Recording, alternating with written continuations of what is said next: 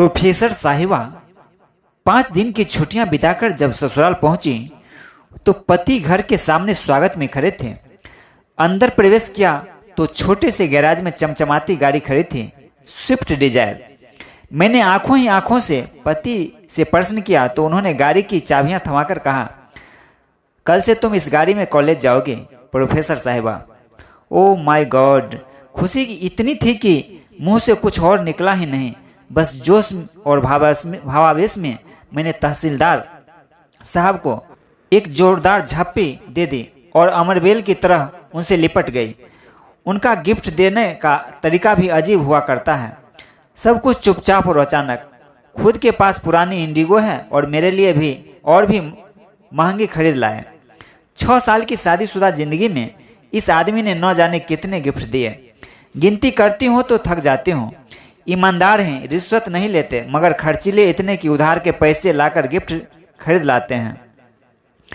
लंबी सी झप्पी के बाद मैं अलग हुई तो गाड़ी का निरीक्षण करने लगे।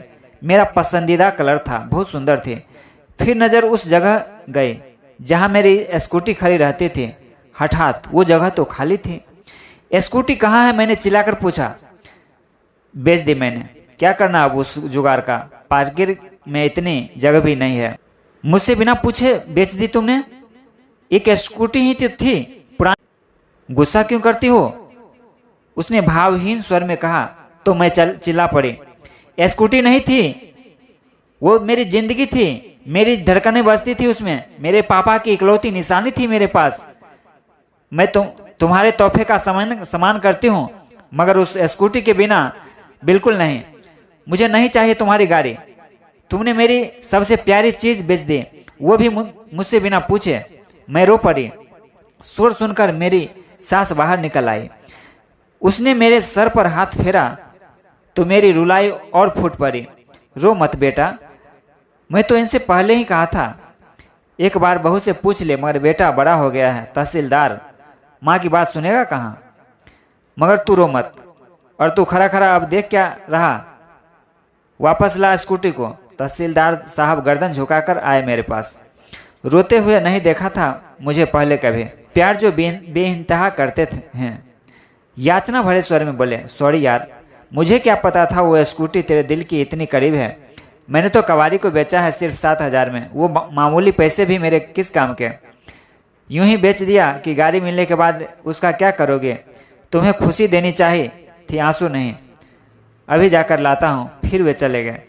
मैं अपने कमरे में आकर बैठ गई जरूरत से। पति का भी क्या दोष था। हाँ, एक बार उन्होंने कहा था कि ऐसे इसे बेचकर नहीं ले ले। मैंने भी हंसकर कह दिया था कि यही नहीं यही ठीक है। लेकिन अचानक स्कूटी न देखकर मैं बहुत ज़्यादा भावुक हो गई थी। होती भी कैसे नहीं। वो स्कूटी नहीं, औकात थी मेरे पापा के। जब मैं कॉलेज में थी तब मेरे साथ में पढ़ने वाली एक लड़की नई स्कूटी लेकर कॉलेज आए थे। सभी सहेलियां उसे बधाई दे रहे थे। तब मैंने उनसे पूछ लिया कितने की है। उसने तपाक से जो उत्तर दिया उसने मेरी जान ही निकाल ली थी। कितने की भी हो, तेरी और तेरे पापा की औकात से बाहर की है। अचानक पैरों में जान नहीं रही थी। सब लड़कियां वहां से चले गए थे, मगर मैं वहीं बैठी रह गई। किसी ने मेरे हृदय का दर्द नहीं देखा था। मुझे कभी यह एहसास ही नहीं हुआ था कि वे सब मुझे अपने से अलग गरीब समझती थी। मगर उस दिन लगा कि मैं उनमें से नहीं हूँ। घर आई तब भी अपनी उदासी छुपा नहीं पाई। माँ से लिपट कर रो पड़ी थी। माँ को बताया तो माँ ने बस इतना ही कहा, छिछोरी लड़कियाँ पर ज़्यादा ध्यान मत दे, पढ़ाई पर ध्यान दे। रात को पापा घर आए तब उनसे भी मैंने पूछ लिया, पापा हम गरीब हैं क्या? तब पापा ने सर पे हाथ फिराते हुए कहा था, हम गरीब नहीं हैं बेटिया, बस जरा सा हमारा वक्त गरीब चल रहा है। फिर अगले दिन भी मैं कॉलेज नहीं गई। न जाने क्यों दिल नहीं था। शाम को पापा जल्दी ही घर आ गए थे और जो लाए थे वो उतनी बड़ी खुशी थी मेरे लिए कि शब्दों में बयान नहीं कर सकती थी। एक प्यारी सी स्कूटी, तितली सी, सोन चिड़िया से नहीं, एक सफ़ेद परी सी थी वो। मेरे सपनों की उड़ान, मेरी जान थी वो। सच कहूँ तो उस रात मुझे नींद नहीं आई थी। मैंने पापा को इतनी बार थैंक यू बोला याद नहीं है।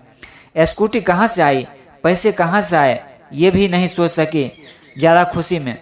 फिर 2 दिन मेरा प्रशिक्षण चला। साइकिल चलानी तो आती थी, स्कूटी भी चलानी सीख गए।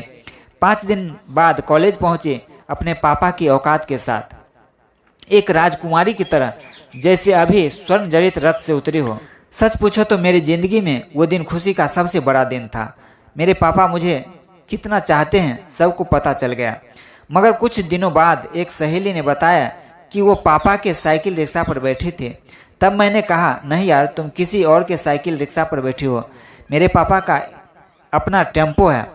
मगर अंदर ही अंदर मेरा दिमाग झंझना उठा था।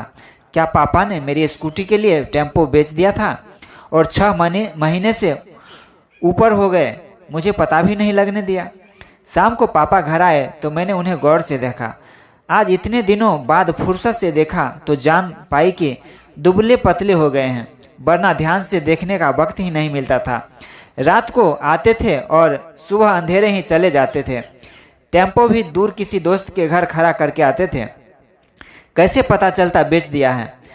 मैं दौड़कर उनसे लिपट गई। पापा, आपने ऐसा क्यों किया? बस इतना ही मुख से निकला, रोना जो आ गया। तू मेरा गुरूर है बिटिया, तेरी आंखों में आंसू देखूं तो मैं कैसा बाप। चिंता न कर बेच, चिंता करनी बिटिया, बेचा नहीं है, गिरवी रखा था, इसी महीने छुड़ा लूँगा। आप दुनिया के बेस्ट पापा हो, बेस्ट से भी बेस्ट। इसे सिद्ध करना जरूरी कहाँ था? मैंने स्कूटी मांगी कब थी? क्यों किया आपने ऐसा? 6 महीने से पैरों से सवारियाँ ढोई आपने। ओ पापा, आपने कितनी तकलीफ झेले मेरे लिए। मैं पागल, कुछ समझ ही नहीं पाई और मैं दहाड़े मारकर रोने लगी। फिर हम सब रोने लगे, मेरे दोनों भाई, छोटे भाई, मेरी मम्मी भी। पता नहीं कब तक रोते रहे। वो स्कूटी नहीं थी मेरे लिए, मेरे पापा के खून से सींचा हुआ उड़न खटोला था मेरा, और उसे किसी कवारी को बेच दिया। दुख तो होगा ही। अचानक मेरी तंद्रा टूटी। एक जानी पहचानी सी आवाज़ कानों में पड़ी, फट फट फट फट। मेरा उड़न खटोला मेरे पति देव यानी तहसीलदार साहब चलाकर ला रहे थे, और चलाते हुए एकदम बुद्धू लग रहे थे, मगर प्यारे से बुद्धू, मुझे बेइंतहा चाहने वाले राजकुमार। साथियों, ये कहानी आपको कैसी लगी कमेंट बॉक्स में जाकर कमेंट करेंगे, और मेरा ये चैनल राइटर राजा दिवाकर को सब्सक्राइब करना न भूलेंगे। बहुत बहुत धन्यवाद।